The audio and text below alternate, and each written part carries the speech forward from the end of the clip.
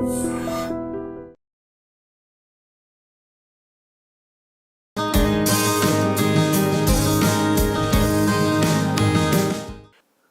అంటే చెయ్యి, దాని ప్రయోగం, దాన్ని ఉపయోగించడం, దానివల్ల నష్టాలు ఏంటి అని. చాలామంది ఏంటంటే ఇండియాలో ముఖ్యంగా 13-12 ఏళ్ళ నుంచే కోరికలు మొదలవుతాయి. అప్పుడప్పుడే గడ్డల మీసాలు కొంచెం కొంచెం వస్తుంటాయి, నూనూగు మీసాలు అంటారు. వాళ్ళకు ఆ వయసులో అమ్మాయిల దగ్గరికి పోవడం కానీ, వాళ్ళతో సెక్స్ చేయడానికి కానీ సైకలాజికల్గా, ఫిజికల్గా రెడీగా ఉండరు. సో ఎప్పుడైనా వాళ్ళు పోర్నో కానీ ఇంకేదన్నా చూసినప్పుడు హార్డ్ అవుతుంది, లేదా వాళ్ళ సీనియర్స్ వాళ్ళను మిస్లీడ్ చేసి చేత్తో ఊపుకోండి భలే ఆనందంగా ఉంటుందని చెప్పడం, ఇవన్నీ జరుగుతుంటాయి. ఆల్మోస్ట్ 99.99% ఆఫ్ ది మగవాళ్ళు ఏదో ఒక టైంలో మాస్టర్బేట్ చేసుకుంటారు. ఈ మాస్టర్బేట్ చేసుకోవడం వల్ల మంచిదే, లోపల ఉన్న ఫ్లూయిడ్ బయటకు వస్తుంది. అయితే ఇది అకేజనల్గా చేసుకుంటే పర్వాలేదు, కానీ అదొక కంపల్సివ్ డిజార్డర్ అయిపోయి అది చేస్తే కానీ అతనికి మనసున పట్టని విషయం, రెస్ట్లెస్గా ఉండడం, చదువు మానేసి అదే పనిగా కేవలం మాస్టర్బేట్ చేసుకోవడం, ఇలాంటివి చేయడం వల్ల కెరీర్లో డిస్టర్బెన్స్ వస్తుంది.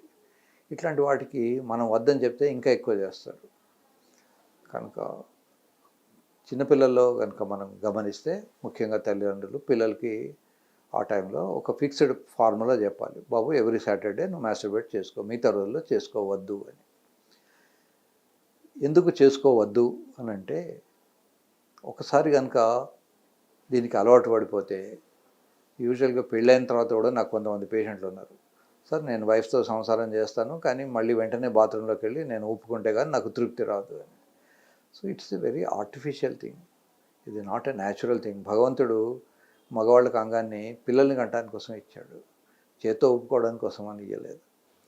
అయితే మనకు పార్ట్నర్ దొరకనప్పుడు, లోపల ఒక కంజెషన్, ఒక ఫీలింగ్ ఉన్నప్పుడు చేసుకోవడంలో తప్పులేదు. నేను ఒక్కోసారి సీనియర్ సిటిజన్స్ వస్తారు, సార్ భార్య చనిపోయింది, నాకు ఏదో అనీజీగా ఉంటుంది పెల్విస్లో అని. అట్లాంటి వాళ్ళు కూడా నేను చెప్తాను, బాబు వారానికి 2 సార్లు ఒకసారి మీరు మాస్టర్బేట్ చేసి లోపల ఉన్న ఫ్లూయిడ్ తీయాలి అని. ఎవరైతే రెగ్యులర్గా ఇజాక్యులేట్ చేయరో, కనీసం వారానికి 2 సార్లు తీయరో, వాళ్లకు ప్రాస్టేట్ క్యాన్సర్ వచ్చే అవకాశం ఉంటుంది. కనుక మాస్టర్బేషన్ ఒక రకంగా మంచిదే, లిమిట్స్లో చాలా మంచిది. లిమిట్ దాటిపోతే దానివల్ల దుష్ప్రభావాలు ఉంటాయి.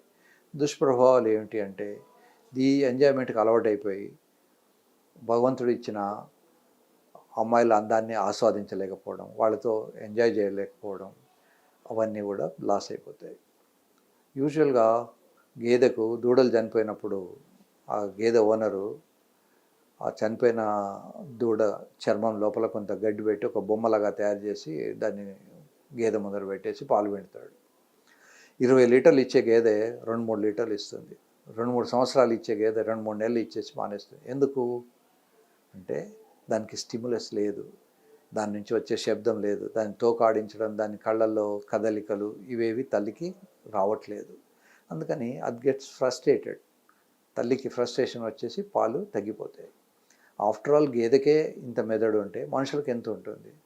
కనుక వాళ్ళకు యాక్చువల్గా పార్ట్నర్ నుంచి రావాల్సినటువంటి స్టిమ్యులస్ లేకుండా ఈ ఆర్టిఫిషియల్గా స్టిమ్యులస్ తయారు చేసుకొని పోర్నో చూస్తున్నాం, లేదా బొమ్మలు చూస్తున్నాం, సెల్ ఫోన్లో బొమ్మలు చూస్తున్నాం, చేత్తో ఊపుకొని, ఇట్స్ ఆల్ ఆర్టిఫిషియల్ థింగ్. ఈ ఆర్టిఫిషియల్లో న్యాచురల్గా ఎంజాయ్ చేయాల్సినవన్నీ పోతాయి. పెళ్ళైన తర్వాత ఎంతో గొప్ప విషయం వైఫ్తో స్కిన్ టచ్లో చేయడం, ఆ టచ్లో ఉన్న ఆనందాన్ని అనుభవించడం, అవన్నీ ఏమీ ఉండవు. కనుక ఐడియల్ థింగ్ ఈజ్, ఇది మంచిది కాదు. అయితే దీన్ని కొద్దిమంది క్వాక్స్, కొంతమంది ఫాల్స్ డాక్టర్సు జనాల్ని భయపెట్టి మోసం చేస్తుంటారు. ఎస్పెషల్లీ నార్త్ ఇండియాలో దీన్ని ధాత్ సిండ్రోమ్ అంటారు.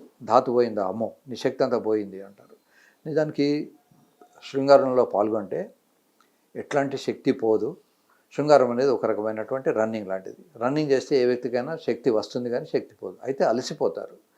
సో మాస్టర్బేషన్ చేసినా అలసిపోతారు, శృంగారం చేసినా అలసిపోతారు. అలా అలసిపోవడం వల్ల కాళ్ళు చేతులు లాగడము, నిద్ర రావడం ఇవన్నీ జరగచ్చు. అంతేగాని దానివల్ల శరీరానికి ఎలాంటి నష్టము లేదు.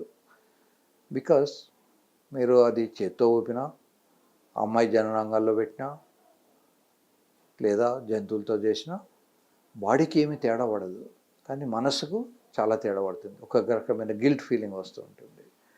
సో శరీరంగా వైద్యపరంగా మాస్టర్బేట్ చేసుకోవడం మంచిదే, కానీ లిమిట్స్లో చేసుకోవాలి.